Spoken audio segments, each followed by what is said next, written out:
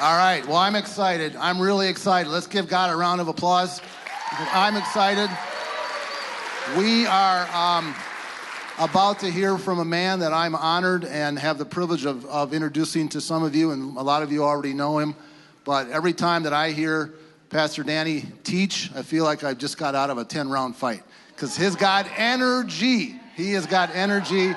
So we're looking forward tonight. So without further ado, I want everybody to give a big Tuesday night welcome to Pastor Danny.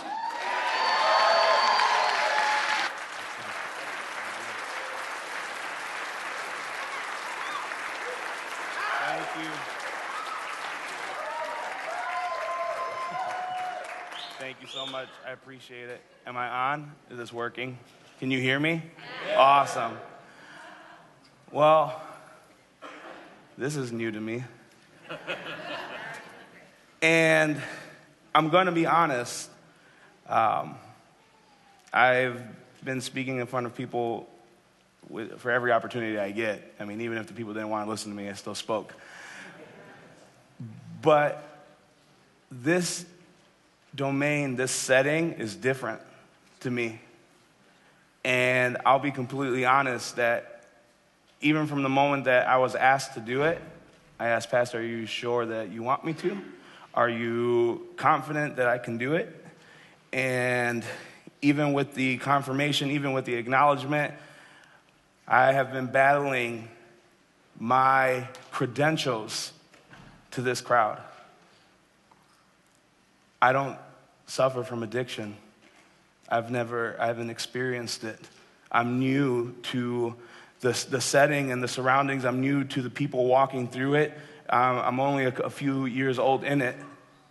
The community is new to me relatively, only a few years. And I had this voice in my mind that said, who are you to say anything to them? How can they possibly relate to you? You've had it good your whole life, right? You're better, aren't you? And I had to fight it. And I had to tell it that I have my own story. And the one thing that came back to my mind when I was battling this voice was a message Pastor taught a few weeks ago. I have my own mat. If you were here for Pastor's message, he was talking about his mat and the story of how Jesus went ahead and healed the invalid, the man who couldn't walk, the man who stood by the pool that was supposed to heal him. And Jesus healed him and he said, pick up your mat and go.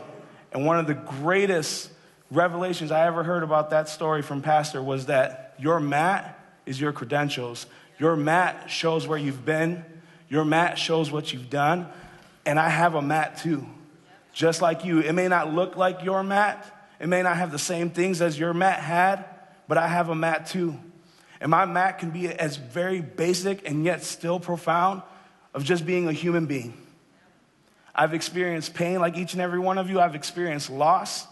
I've experienced the need for this meeting, even to the point that last week I was less than 24 hours from being told that my uncle had passed away suddenly. And luckily enough, I had Tuesday nights to come to. I love the fact that the name is Life Recovery Meeting because it opens the doors to those that may not suffer from addiction and drugs and alcohol, yet they still know, just like Monica says, that they're recovering from something. And so I kept telling myself that for the last 2, 3 days, 4 days, because I have a mat just like you. And I'm willing to share what's on my mat with you because I have been able to be a part of this world for a little while. I may not know the 12 steps in memorization. I may not know what it's like to save a life. But I learned from my pastor who knows. I've seen recovery work. I've seen people walk confidently in it. I've been able to be proud of and be a part of the celebrations that we have here each and every week and see those lives of people I consider friends and close to me and see them celebrate their recovery each and every single year and say that I get to learn from them. I'm not anyone that's better because of my life. I still have to learn. I don't ever view myself as ever having made it. The moment that you think you've made it, you've missed it. And Pastor says that if you think you're the smartest person in the room, you're not, or you're in the wrong room. Speaking of which, can we go ahead and honor our pastor? Yeah.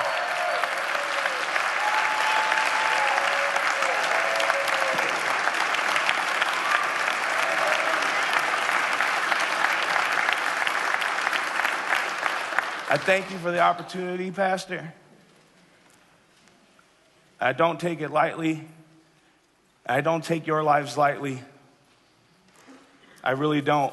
This is a big responsibility, and I'm just humbled by the opportunity or the chance to be able to speak with each and every one of you today. So let me go ahead and share my mat.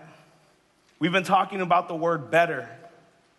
Pastor kicked off 2019 with the word better. The definition is of a more excellent or effective type or quality. Let me go ahead and point out a word to you that it says more excellent, more effective. Okay? In order to be better, you have to already attain excellence and effectiveness. So you have to look to that first so that you can become better and have more of it. What does that mean? That means you have to seek it out. You have to seek out effectiveness. You have to seek out excellence. You have to watch the people that are doing it. You have to see how they're doing it. You have to learn from them. And then you have to practice. And then you'll gain it. And then you'll be able to gain more of it. And when you gain more of it, then you become better. It continues on the definition. It says more attractive. In 2019, since Pastor started this series, have you become more attractive? At work, at home, in the program, in your walk in life? Are you still the same? Are you more attractive? Are you more favorable and advantageous? Improved in health or mental attitude? Improved. Improving is a progress. You've heard it said before, it's about progress, not perfection. Okay? But improved attitude, is your attitude getting better? In the last 2-3 weeks of 2019, is your attitude getting better, or are you still complaining?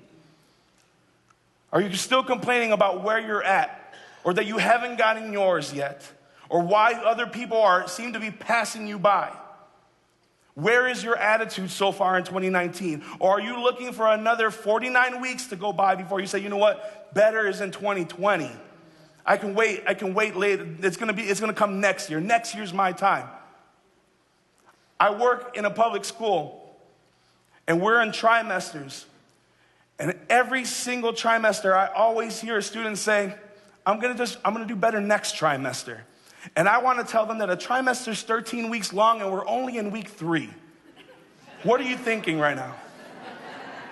You guys are thinking, I'll do better in spring. Spring's like 3 months away, 2 months away, and yet you may not get better. Why? Because you've heard it been said that you are wherever you go. So if you don't choose to get better now, you will still be the same you come spring or 2020, and you'll have wasted time. It says improved in accuracy or performance. Again, it's about improving, not perfecting. Improvement in accuracy. That means I may not hit the mark every time, but that doesn't stop me from shooting again, because I'm going to get better. I'm bound to get better. I want to get better. So I'm going to go ahead and keep shooting, adjust my sight, and release the arrow, and hopefully I come closer to hitting the mark, and come closer to hitting the mark, and come closer to hitting the mark. But in reality, it's okay, because guess what? The Bible says you're always going to miss the mark. No one's ever hit the mark but Jesus, and that's okay. That's who you have to rely on in your life. I'm not perfect, but He is, and that's all that matters. It's about improving. Pastor said last week, it's about killing your enemies, defeating your enemies. What does your enemy look like? I love what he has to say when he says that it's about the why behind the what. Okay, we know what you do, but the what is the symptom, right? So we have to find the why behind the what. We have to find the sickness that causes the symptom. I'll take it a step even further. We have to find the lie behind the why. It's okay to understand that resentment is the cause of what caused you to do what you did. But there's a lie in that resentment. There's a lie in that low self-worth. There's a lie that's been telling you you're not good enough. You don't fit in. You're different. You're not smart enough. You're dumb. You're ugly. You're not cute enough. You're not intelligent enough. You're not popular enough. You're not influential enough. There's a lie behind that why still. You can dig up weeds all you want, but if you don't dig it at the root and you don't take out any potential seeds, it's going to grow back again. So each and every single week that you choose to come here, you're choosing to dig. Stop watering your weeds. Choose to dig. Choose to dig. Pastor said in 2019, God will appoint those who have his heart. And he talked about David. David being appointed and anointed to be king. He talked about a prophet named Samuel who had to mourn over what God rejected, which was Saul, the first king of Israel.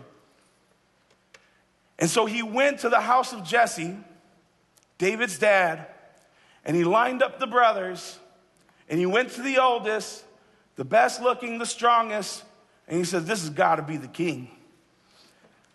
But God told him, no, man looks at the appearance, but God looks at the heart. The crazy part is that 3 chapters earlier, Samuel had to go and rebuke Saul for doing something out of line and out of order. And he told him that he would never be king again, that his rule would come to an end because God has sought out someone that is after his heart. So that's why when God said to Samuel, hey, you look at the outside, I look at the inside, I look at the heart. That was relevant because he was repeating himself and he was reminding Samuel, I look at the heart. The crazy part is this, the Bible describes David as somebody that was always after God's heart or who had God's heart. So you know what that means? That means that when God looked at David's heart, he saw his own. What does your heart look like? How would you describe your heart?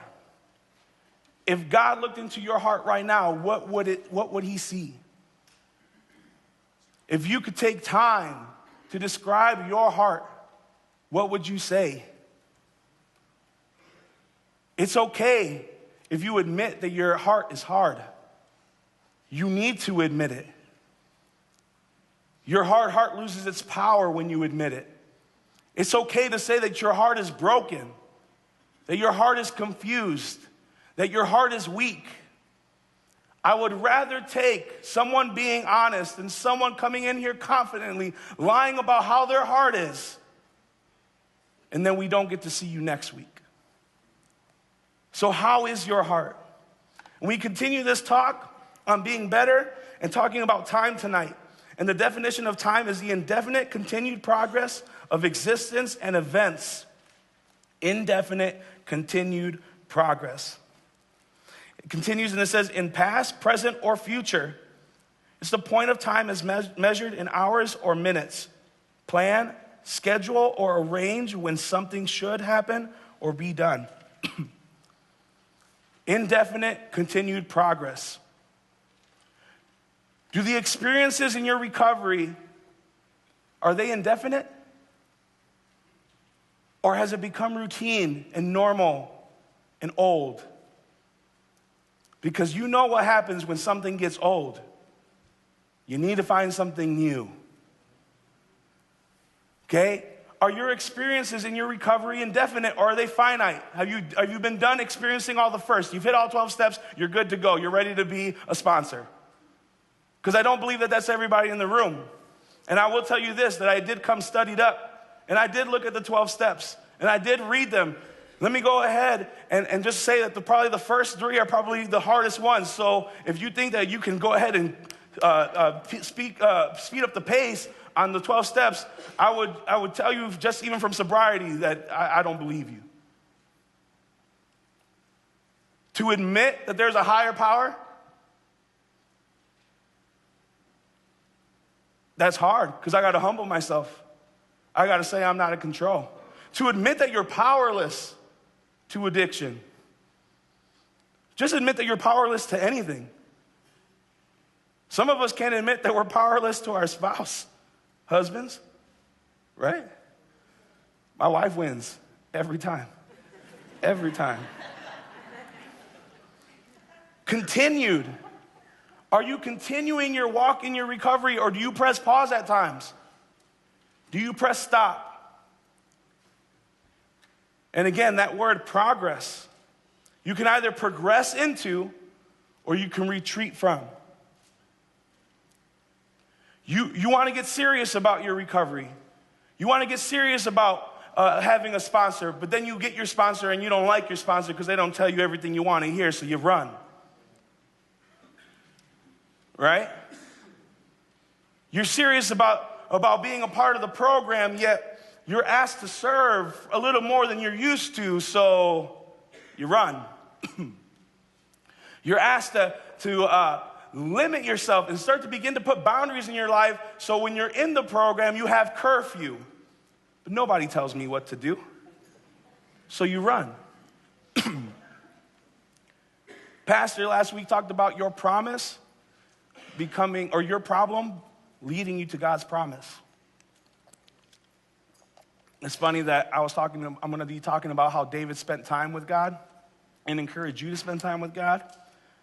But looking before what I preached on just yesterday or on Sunday, God gave David a promise, and so this fit perfectly. But before I continue, there was something that I did forget. Part of the definition of time is to schedule or arrange when something should happen or be done. So I'm going to go ahead and some of you were taking advantage of the resource that was put out in front of you today. There's a blank schedule that was out there. You have to begin to put your time on assignment. Pastor said he usually gets into trouble when he finds that he's bored. So he has to stay busy. Some of us haven't stayed busy enough, or you claim that you're too busy. I would challenge that. I used to believe that I was busy probably doing a fifth of what I do now. And I'm in time constraints because when I'm at my job, I'm at my job. I cannot try to do things for the church and the planning and meet with kids and students like that or anything like that. I can't do that. I can't write my sermon at work. When I'm at work, I'm at work. So if you think you're too busy, I challenge you to take advantage of that schedule. This is what mine looks like, okay? Those slashes are when I'm at work. So I can't really do too much. As you can see, I have reminders of when to eat. And what I have on here, I have on my phone. And it beeps. And it beeps if I'm in a meeting or vibrates because I cannot deter from my schedule. Have I followed this schedule perfectly? Absolutely not. It's about learning. It's about messing up and recovering again. Okay? I even have on there when to snack or when to shower. Yes, I need to be reminded what time to shower, not to shower. Sometimes. But I need to be reminded when to shower because if I'm a half hour late, that's a half hour behind that I am. And it's a half hour less of sleep that I get. And if I don't get my sleep, you do not want to test me in the morning. But look at every other thing. Times that I'm at church, I read the verse of the day because I know that I need to eat my spiritual food as well. So I hit my verse of the day the moment that the students hit their classrooms. Once I have cleared the hallways, that's the first thing that I do because I do not know how busy my day is going to get if something gets thrown into the mix that I wasn't planning on, that wasn't on this schedule, but at least I got to eat something. At least I got to be able to have the opportunity to recall something later on in the day and remember what I read. It's just one verse. Okay, but you have to put your time on assignment. If you do not, it won't work. So I challenge you this week to fill this out. See exactly what it is that you do. Because I would challenge you. Because this is my own experience. I put this out. You see how much blank space there is in there? There's still blank space in there. And the evenings. Some mornings, I could, even from the time I wake up, it don't take me that long to get ready if I shower at night. But there's still a bunch of time on there. There's still time for me on there that it doesn't say TV time on there, but I know that I can sit down and I can go ahead and kill an hour and a half in front of the TV. You do that 5 times a week, and you got like 7, 8 hours. 8 hours out of your week, but yet you don't have time to call your sponsor every day.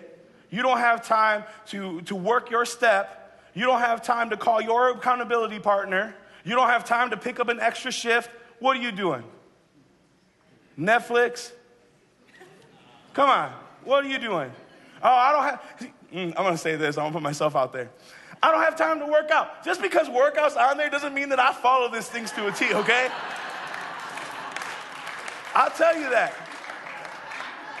But it's on there, and that means I gotta push myself to do it. It's on my phone, and I have people that are like, hey, you work out today? I'll tell you this, the more people that bother me about, hey, did you work out today, the less likely I am to have a bag of chips in my hand. So the more people you have to bother you, the less likely you are to do what? Or the more likely you are. Think about that. So take advantage of the resources that are always given to you each and every single week, and I challenge you to fill out that schedule. So we continue on. Pastor talked about your problem leading into God's promise. And we're reading from 2 Samuel, and it says this. This is what your promise looks like. Now then, tell my servant David, this is what the Lord Almighty says. This is what the Lord Almighty says. God's telling Nathan, another prophet, to tell David, this is what I say. Pastor talked about last week, there's a difference between hearing and listening. Who are you listening to? Who are you listening to? Because this man tells you each and every single week what God says. And he applies it to his past experiences, his current experiences, and he lays it out before you. But do you listen? Or do you just listen to the voices in your head that tell you what you want to hear? And it continues and it says, I took you from the pasture, from tending the flock, and appointed you ruler over my people Israel. I have been with you wherever you have gone, and I cut off all your enemies from before you. Now I will make your name great, like the names of the greatest men on earth, and I will provide a place for my people Israel and will plant them so that you can have a home, or they can have their home in their own and no longer be disturbed. Wicked people will not oppress them anymore as they did at the beginning and have done ever since I appointed leaders over my people Israel. I will also give you rest from all your enemies. The Lord declares to you that the Lord himself will establish a house for you. When the days are over and you rest with your ancestors, I will raise up your offspring to succeed you, your own flesh and blood, and I will establish his kingdom. He is the one who will build a house for my name, and I will establish the throne of his kingdom forever. I will be his father, and he will be my son. When he does wrong, I will punish him with a rod wielded by men, and with floggings inflicted by human hands. But my love will never be taken away from him, as I took it away from Saul, whom I removed from before you. Your house and your kingdom will endure forever before me. Your throne will be established forever. Okay, you could be sitting here. This could be new to you. You're still figuring out your faith walk. Your belief in God may be fresh. You may be questioning some things. But let me go ahead and tell you how you can apply the Bible to your life and your recovery. God has given you something to rule. Rule your emotions, rule your thoughts, rule your health, rule your relationships, rule your house, rule your position at your job. God has given you something to rule, and he promises that for you. He promises that there will be people behind you that will succeed you. What are you leaving for them? He promises to establish you. You want to know what the word establish means? To bring into firm or stable basis. In 2019, I believe that God is going to establish you in your sobriety. That he's going to bring your life into a firm and stable basis. He's going to show you to be valid or true. The definition of establish is also to cause to be accepted or recognized. In 2019, you are going to be accepted and recognized. The question is, what do you do with the acceptance and the recognition? Because for some of us, it was acceptance and recognition that turned us down into the path that we took.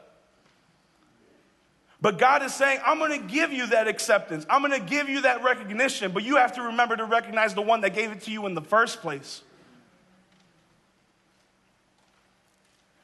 It also says that I will establish your house forever.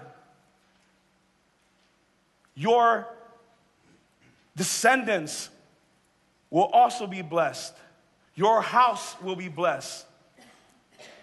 Your children are depending on your sobriety. Your children are depending on you to take your sobriety seriously. Your children are depending on you getting your act straight and humbling yourself and coming underneath somebody that knows what they're talking about and has the proof to do it, has the scars to show where he or she has been. Your children are depending on it, and they will be blessed because of it. You can break the cycle if you choose. You can break the cycle if you work the program. You can break it. Beyond that, let's take it a step further. You have been blessed because of this house. So whatever God has promised Pastor, you have reaped the benefits from it. Because if he had not promised Pastor anything, we would not be having this meeting here today.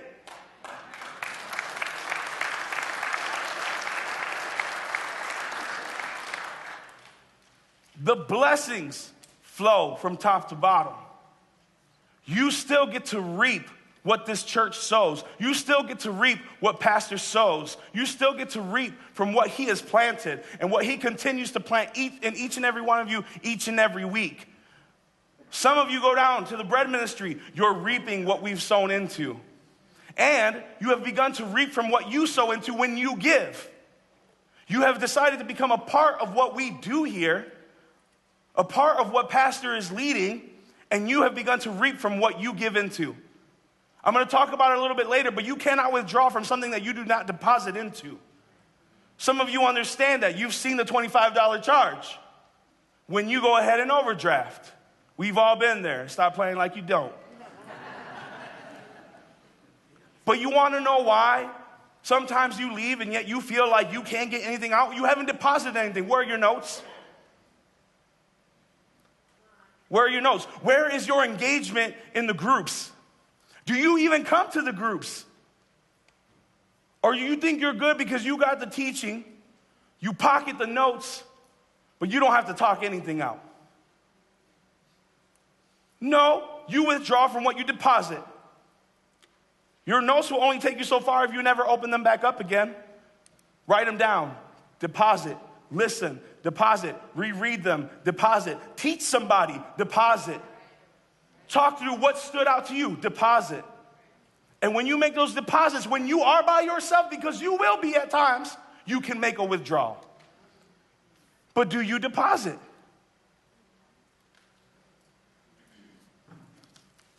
So you sit where you want to stay. And in 2 Samuel, David finally becomes king. God gave him this promise, and it says that King David went in and sat before the Lord. You don't sit anywhere you don't want to stay. The word sat has one of two meanings. It has two meanings. One, it means posture, that he literally sat. Or two, it means that he tarried, that he stayed there longer than anticipated, longer than planned. You sit where you want to stay. I believe that you sit here because you want to stay here, even if you don't want to stay here. You're choosing to. Because if not, you stand, move towards the back, lean against the wall, and when no one's looking, you dip out. When you hang out with friends, you choose the location. Why? Because you know some of them you want to sit with, and you know some of them you just want to stand up with and then quickly greet, meet, and then leave. You know that. I'm not the only one. Come on, like seriously. But you sit where you want to stay. You sit down at a restaurant or you come through the drive-thru. You sit down for the dining experience or you go ahead and run in for the carry-out. You can't do that with recovery. You got to stay and sit. You got to stay and sit. You stayed and you sat in other places, now you get to stay and you get to sit here and you get to get invested into and poured into and taught how to walk the walk that you truly want to walk.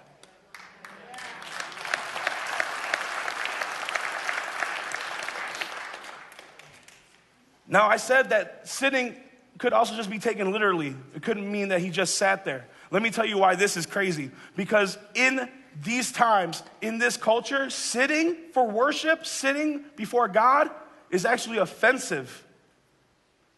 Because they pray and they worship standing up. But it says that he sat before God. Let me tell you this. If your recovery isn't offending the people you used to hang out with, you're doing it wrong. You're doing it wrong. I'm not saying, before you clap, I am not saying go and shove your 3 days sobriety in somebody's face, okay? I'm saying when you truly know that you are working it, you truly know that you've humbled yourself to be taught by somebody, that you're willing to listen, that you're willing to be poured into, that you're willing to be put in front of the mirror and shown what you are doing wrong and be taught how to do it right, and you start walking that life, you're going to offend people. What do you mean you don't want to go to karaoke no more? Nobody said you had to drink? Okay, you're right. I'm going to go ahead and surround myself with 10 drunks just to go ahead and sing a song off key. No? Let me tell you this. You didn't sound good. It was all the liquor. And please don't come to me that you met the prerequisite, that you sang karaoke for 10 years out of your life, and so that's why you should be on the worship team. It don't work out that way. But think about it. You are going to start offending people because you are going to begin to distance yourself from the influences that you are not strong enough to overcome yet. I tell teenagers this all the time. Maybe you need to distance yourself from friends. Okay, you got your life together. You're getting better at it, right? But yet you are still not a strong enough influence over them as they are over you. So it is okay to distance yourself. You're going to offend them. It's okay. David in this culture as king offended people. This man also worships so crazy that he danced his clothes off. That offended people. Stop worrying about offending people. I'm not saying to go out there and hurt people, to go out there and judge people. I'm saying that when you walk your life, when you are doing things right, when you are doing things according to how you are taught, when people go ahead and yell at you and try to argue with you, just leave them alone. Let them be. Continue to be the example. Don't judge how other people are walking their lives. Because we didn't when you came in here. See, some of you are even in the programs and in the houses judging how other people are working their sobriety and working their program. Nobody's perfect. And you better be careful. Because when you think you got it, you missed it. And when you think you're walking tough, you're going to slip up. So don't judge other people, but also don't be mad or angry or upset when other people judge you when you're walking your sobriety off the right way. So let me talk to you about the process of staying. Because you could stay here or you could stay somewhere else. And Psalm 1:1 says this, "Blessed is the one who does not walk in step with the wicked or stand in the way that sinners take or sit in the company of mockers." Understand the process. Walk, stand, sit. There's a reason why it's like that. Walk, stand, sit. You walk in step with them. Then eventually you get so comfortable that you stay and you stand with them. And finally, you sit with the company that you want to sit with. It's a process. You think it happened overnight? No, it didn't. First you were drawn. Then they accepted you. Then they talked about what you meant to them. And they encouraged you. And then everything became a part of the process. You walk with, you stand with, and then eventually you find yourself sitting with. Now let me go ahead and point out the first one, walking with. Walking shows progress, right? Because, we could still talk negatively a little bit, but we're just like complaining to each other, right? We can keep walking in our sobriety. We're progressing in it like we're another day sober, right? Okay? But then eventually you're just going to go ahead and stand and talk because you're going to find it too difficult to walk and talk. So you're going to go ahead and stand and talk. Let me point this out to you this way. You may not be walking backwards, but standing is still the opposite of walking. Okay? You may have decided to sit down and press pause because life may get too busy or too overwhelming, or you just don't get it, or you messed up, or you weren't able to make amends with everybody that you wanted to, whatever it is, and you decide to just sit down. Sitting is still the opposite of progress. You choose to take your ball and go home rather than learn from it, take the hit, and keep walking forward. Look at who you're walking with. And not just walking with, but walking in step with. You are in sync with them. Why don't you become in sync with us? Why don't you stand with us? Why don't you sit and break bread with us? Walk, stand, and sit. You can't say more in prayer than God has already said in his promise. Pastor talked to you about the promise. I just read off a promise to you. And in 2 Samuel, David says this in response to God promising him these things. And it says, "What more can David say to you? For you know your servant, sovereign Lord." Why do we keep trying to justify ourselves? Why do we keep trying to explain why we are deserving of this or undeserving of that? You keep trying to justify yourself, making you believe that that's what you need to fit in. Awesome, you have your experiences. Where have they gone in you, though? I'm not saying that you failed at everything. Some things have worked, but we have to admit that we failed at something and we can always learn. So when you talk, stop trying to justify what you can do and what you can bring to the table. First, go ahead and be able to receive what's given to you. If you aren't able to follow, you're not able to lead. Even the greatest leaders know how to follow. But you want to go ahead and jump in here like you're a pro at it.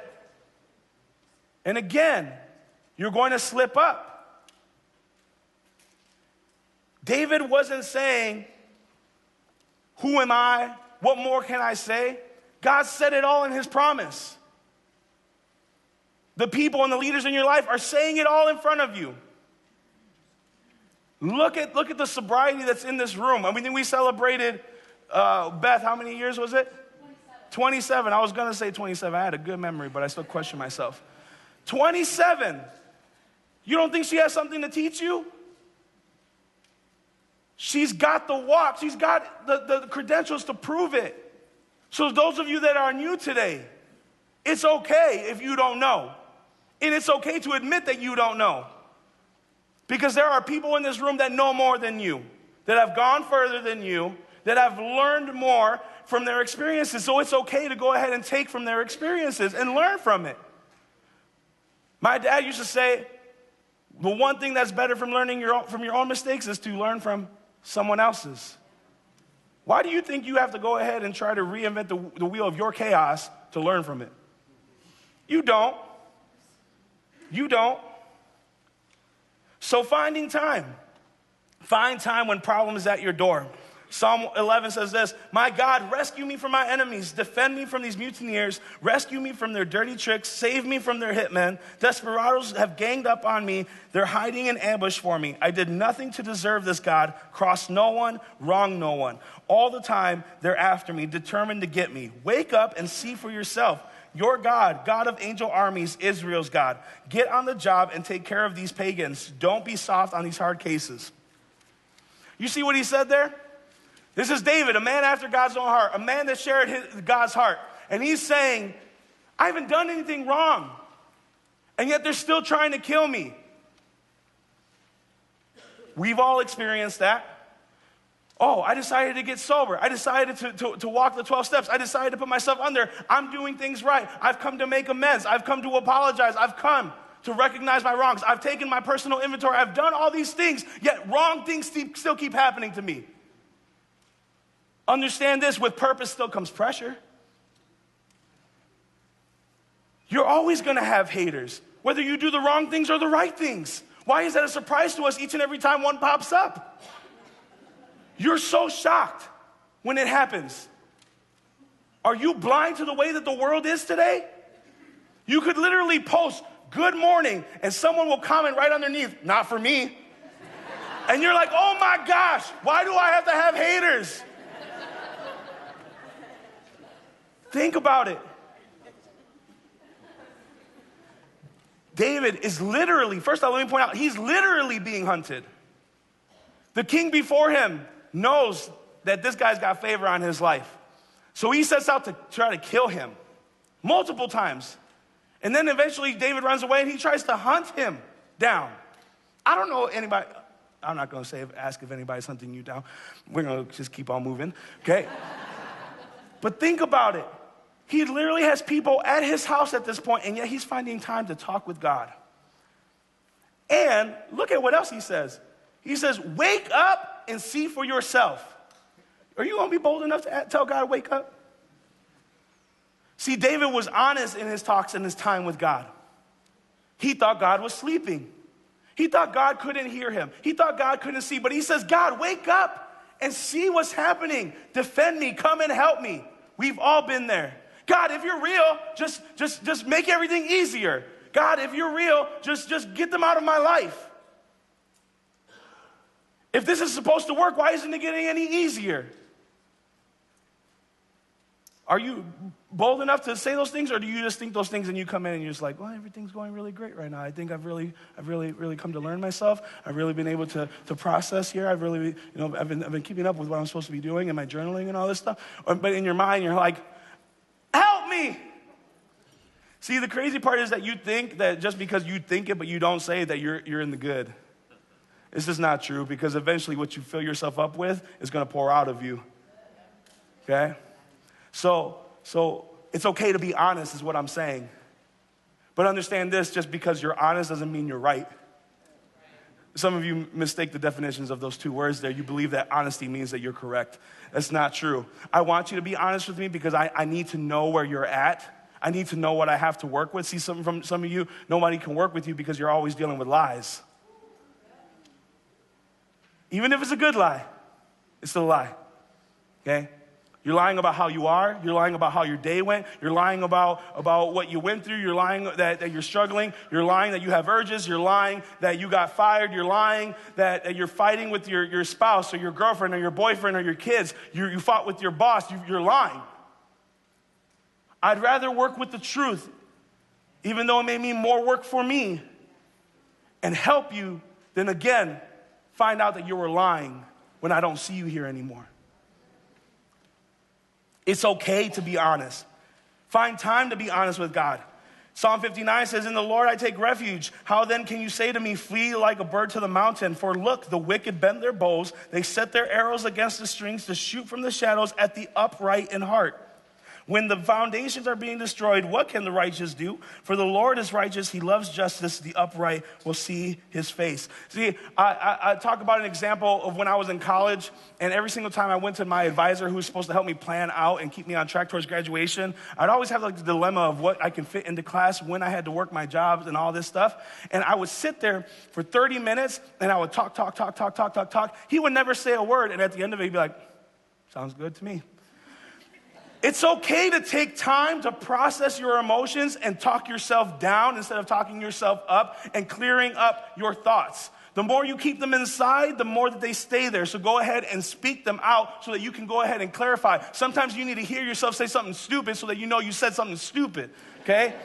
Yet you want to keep it in here, you want to say something stupid at the wrong time. But he's saying this, look, God, I find refuge and comfort in you. I find peace, comfort, encouragement at Serenity Village. But yet you're telling me to run? You're telling me to run from these people? You're telling me to not be on Facebook anymore? You're telling me to not talk back to my boss? You're telling me to not give him my 2 cents, give her my 2 cents? You're telling me that I can take comfort in you, but yet you're telling me to run from the situation? What is that? You're telling me to flee? David's being honest again.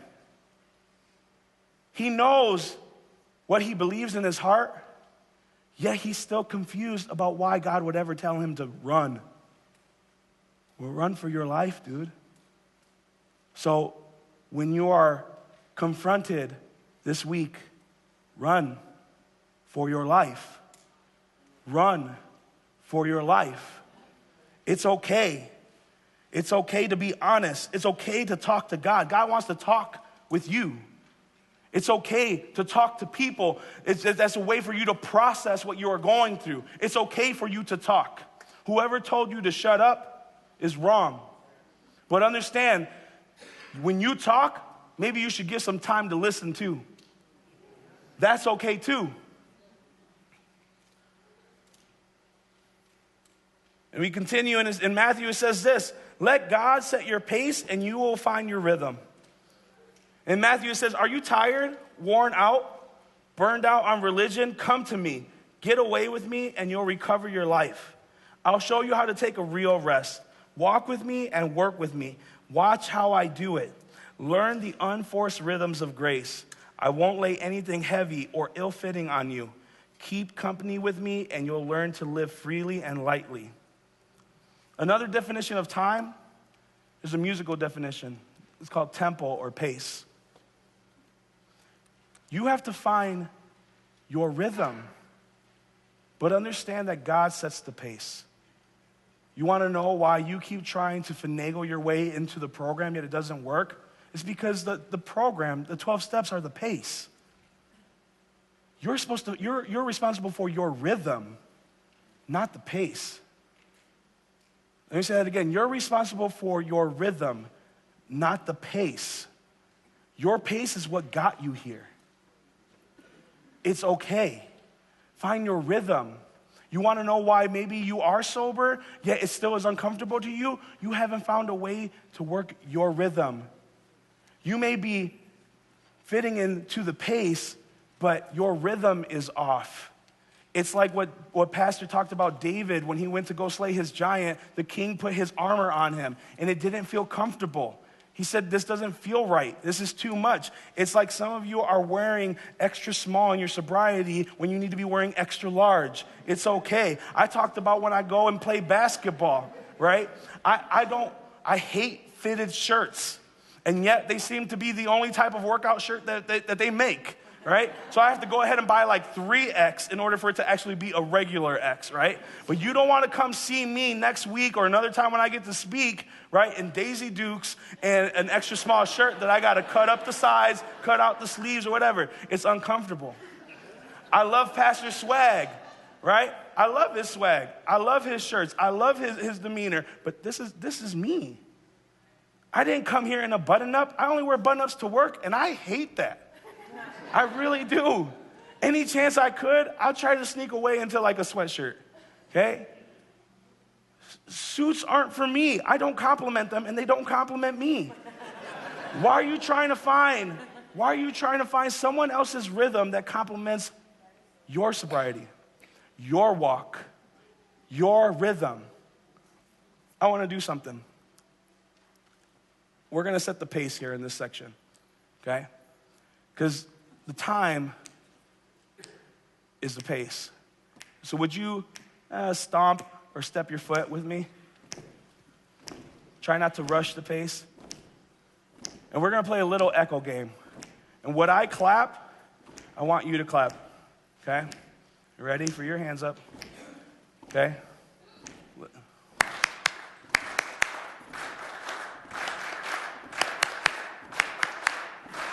All right. You guys keep going. So just do it once with me, all right? No, hold on. Listen first, okay? You echo what I do. Ready? Okay, let's find the pace again.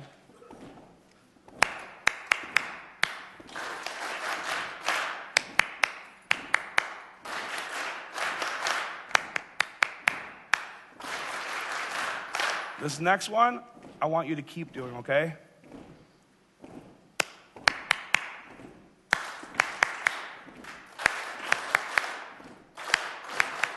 Keep it going. Listen to the pace. You ready?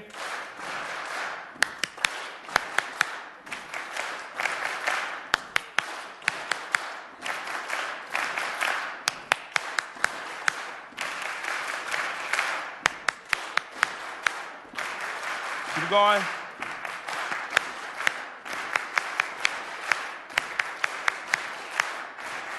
All right. Give yourselves a round of applause.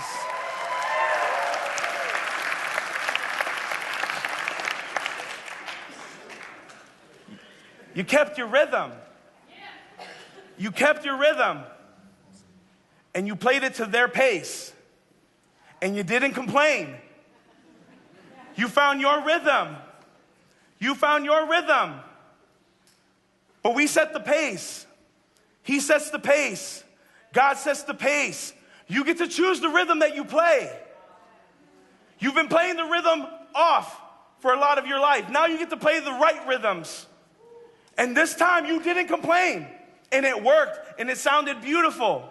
You can't argue with the fact that it sounded great what we did. The other thing too was that when I was picking one for here, I was really determined to not listen to what was happening there. When you play your rhythm, don't worry about their rhythm. Let them find their own rhythm. Let them play their own rhythm.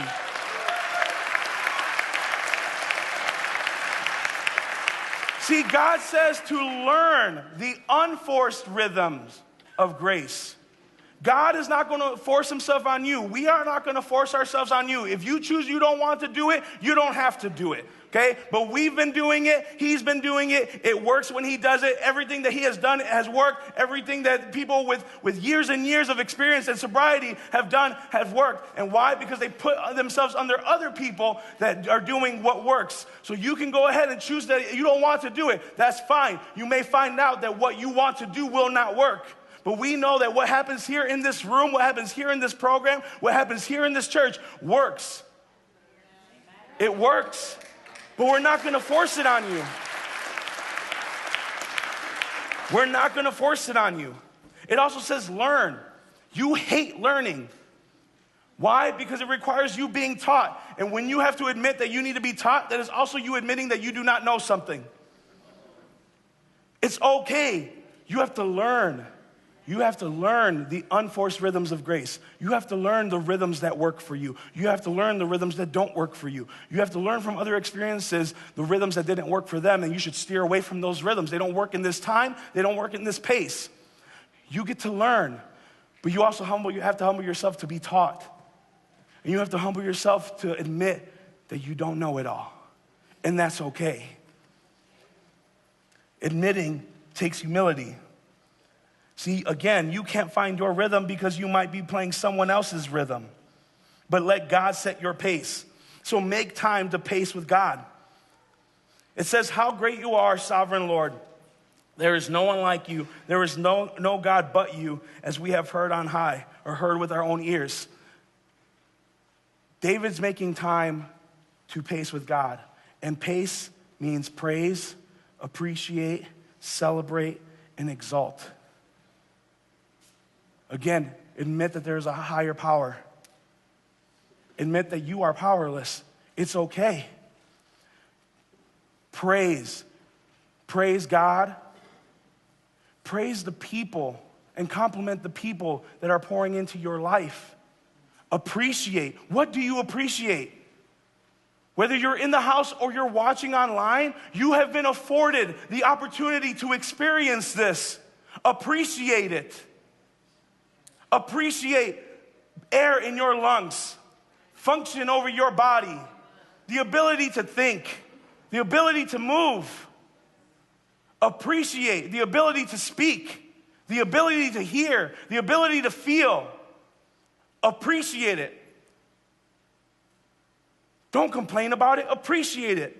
Because we know that there are people still outside of this building who are not afforded, who have not made it to the opportunity to experience this, to get poured into, to learn from, and to become sober. We know that. Celebrate. We do that every single week. We bring examples up here every single week to celebrate. It's a public occasion. You don't celebrate privately. The weirdest thing if you did. And exalt. That means put up above. In high regard, above all else. Exalt. When you humble yourself, that means you are exalting something else.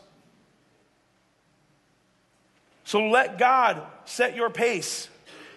And then find time with God despite your pace, your position, your attitude, your circumstance, or your environment. That's your pace right now. All those things that have been deterring you from what you want to do, from the promises you have in front of you, from the clean and sober life. Beyond that, a life that is fulfilling and purposeful and joyful, full of peace and encouragement and comfort, all the things that you want. Can you appreciate your position if there's no more promotion? See, I love preaching and teaching about the come up, but if there was no more come up, would you be okay? You keep complaining about how repetitive pastor is. If it works, why change it? The Bible doesn't change. It's the same. The program doesn't change. It's the same. It's going to be the same. Your wins come more from overcoming the mundane and the same day-to-day things than it does from the promotions and the promotions and the promotions. Because eventually, if you depend on the promotion and the promotion is going to stop and you won't know what to do. So, can you appreciate your position? I said this on Sunday. Get the word just out of your vocabulary. Oh, I just do this. Oh, I just do that. Oh, I'm just a mechanic or a clerk. I'm just a cashier. A cashier has access to feed into or pour into so many people's lives in a day. Yet, what do you do with it? Complain, oh my gosh, it's just another, I've only been here 30 minutes. Oh yeah. Or, oh man, it's cold again in Minnesota. What a surprise, right? You're not just a cashier. You are a light to this world. Be the light. You're not just a clerk. You're not just a nurse, but not a doctor. You're not just a mechanic, but not owner of a car dealership. No, you are where God has placed you. Whether it is for a season or will be for your whole life, the rest of your life, that's fine. Because you are meant to be there for a reason. Your purpose is in it, to be a light. To be a light for somebody that's living in the darkness. How many times have you hit it, and yet they still have to live in the darkness? And you're choosing to cover your light. Despite your attitude, despite your circumstance, this is where I want to come into this verse here, okay? This verse talks about a man named Paul and a man named Silas. They were in prison, okay? Prison back in this time is not like prison in this time. I'm not going to do what Pastor does and ask anybody to raise their hands, okay? Because I ask you if you've ever been into this prison, right? Okay? Their prisons were dug down. Their prisons were dug deep. Their prisons were dirty, and they did not have bathrooms. So if their prisons ran down, so did all of the feces. So did all of the urine. It all ran down. And where all that stuff collected, that's where the animals and the rats went. And these guys were put in prison. These right guys, these followers of Christ were put into prison. So that means when you're following Christ, when you're doing things right, guess what? You might still find yourself in hard circumstances in a terrible environment, right? Because you know what? Sometimes it doesn't come without some kind of natural consequences. You're going to bother the wrong person. But these guys are in prison, and you want to know what they do? They worship. They sing. Whatever prison you may still keep yourself in right now, or you can't get yourself out of just yet, sing in it. Because when they sang, the prison doors broke open. They broke open, and the jailer that was watching over them freaked out and was about to take his own life because he knew that would be better than the punishment that was up ahead. And Paul said, stop. We're okay. Nobody's left. And this jailer was saved. See, you have to go ahead and sing from your prison. Your prison is your platform. Your prison is your platform. They are going to know that God is real. They're going to know that the program works. They're going to know that you are doing everything right because you may still be in prison, yet you are singing. You are using that as an opportunity to show that things may not be perfect, but I'm still good. I'm still happy. I'm still full of joy, and I can still sing. Your prison is your platform. Your pain is your platform. I don't know if it's easier to praise or pray when things are going good or going bad. Because sometimes if it gets going good for a long time and consistent enough, you either waiting for the shoe to drop, that you just go ahead and you crash into something willingly, or you think that it's all about you and that you are the one that did it, and so you forget to remember where you came from and forget to appreciate who those that came before you and those that made it possible for you, and ultimately God that made it possible for you. But the problems, if I get pulled over, dear Lord, Father God, come on right now. That's when you decide to go ahead and pray and take this walk seriously, right? For some of you. So I don't know which one is better or which one is worse. I guess, you know what? No matter what, I should just always be praying and praising and being thankful.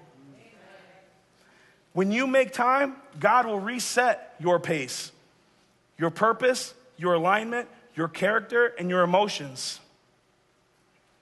Your purpose, your alignment, your character, and your emotions. Some of you may not know what your purpose is. I already told it to you, to be a light. That is it. Everything else is going to flow from that. Be a light and watch everything else fall into place. Be a light. Watch everything else come into its rightful place. Be a light and let God choose for you the things that he has for you. Be a light. That's your purpose. You think your purpose is a salary amount? It's not. You think your purpose is a position? It's not. Your purpose is to be a light. That's all it is. And whenever you come out of a pace, when you come back into pace, you get reminded again, oh, I'm just supposed to be a light. I'm just supposed to be a light. He will reset your alignment and your character. You know that you truly have the true character of God in you. God made you in his image. But we also have fleshly character too, that God needs to put into check all the time. And that comes with your emotions as well. Flip the fight on your feelings and tell your feelings about your God.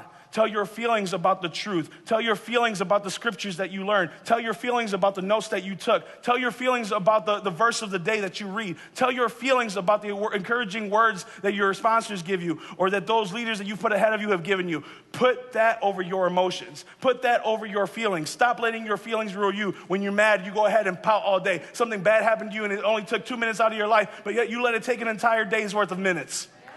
Why? You can clap for it. It's truth.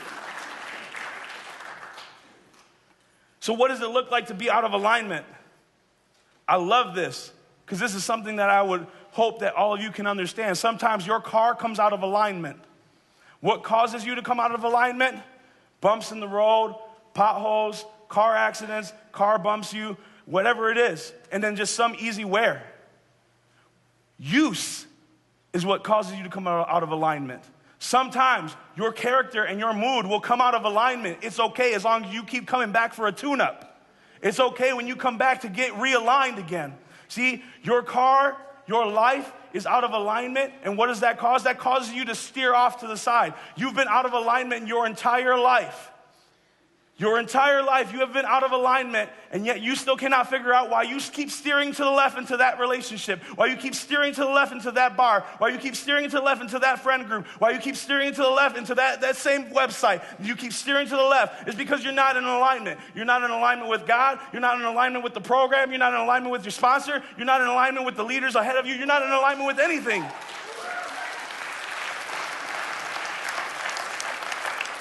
So you keep coming out of alignment. I didn't say that it was bad to come out of alignment, but make sure that you go back in to get realigned. Make sure that you have an accountability partner to realign you. Make sure that you are always gleaning up to the people ahead of you that have those experiences that are going to speak the truth to you, whether it hurts or not. They're going to always speak the truth to you so you can get realigned again. Come back on Tuesdays, get realigned. Go participate in groups, get realigned. Keep getting realigned. You need to decide that you are going to take advantage and you are going to take authority over your own sobriety, over your own relationships, over your own job titles, over your own position, and you are going to continue to take advantage to align yourself. Keep aligning yourself. Keep aligning yourself. You have to come in to keep getting realigned. See what happens. What are the effects of driving when your tires aren't aligned? Improper wheel alignment can cause uneven wear on tires. Your tires are your resources. Your tires is your energy. You are wearing yourself out because you're not aligned, and you keep veering off. and keep driving while you're not aligned. Let me say that again. You want to know why you're wore out? Because you're not in alignment. Yeah, there may be some wear, but there's also a thing called unnecessary wear. I don't need to peel out of my car every single day. I'm going to wear out my tires, okay? So you don't need to peel out in your life because you are going to wear yourself out unnecessarily. So you need to keep coming in and finding those moments to get realigned. Some of us, we say it all the time, we need this meeting. Some of you need 2. Some of you need 3. Some of you need to hold a meeting every hour. That's cool. That's your rhythm. That's what keeps you aligned. If that's what you need, don't try to be bold, fake bold, and say, no, I'm good with just one meeting, or I can go ahead and just watch online. No, you got to be around people. You got to be around people. Last thing, you have to seek time in order to seek God. Psalm 119 says this, I seek you with all my heart. Don't let me stray from your commands. I have hidden your word in my heart that I might not sin against you. The word hidden in my heart, that phrase actually means I deposit into. I said it before at the beginning of this talk, right? That you cannot withdraw from what you don't deposit into. Right now, you're making deposits. Sundays, you're making deposits. Meetings, you're making deposits. Phone calls, you're making deposits. You keep making deposits so that you can withdraw from in those moments that become difficult that nobody sees sometimes. You can go ahead and you can draw from those moments that you have collected and made deposits into your life, into your heart, and into your mind, into your knowledge, so you can recall all those things. So you have to continue to seek time in order to seek God. I'm going to tell you this. It's because you have to seek time in order to seek God because the devil and your haters are doing their job by trying to seek you out in order to take you out. So I thank you. I appreciate you guys. I hope that you have gotten something. I challenge you to take time with God this week. God bless.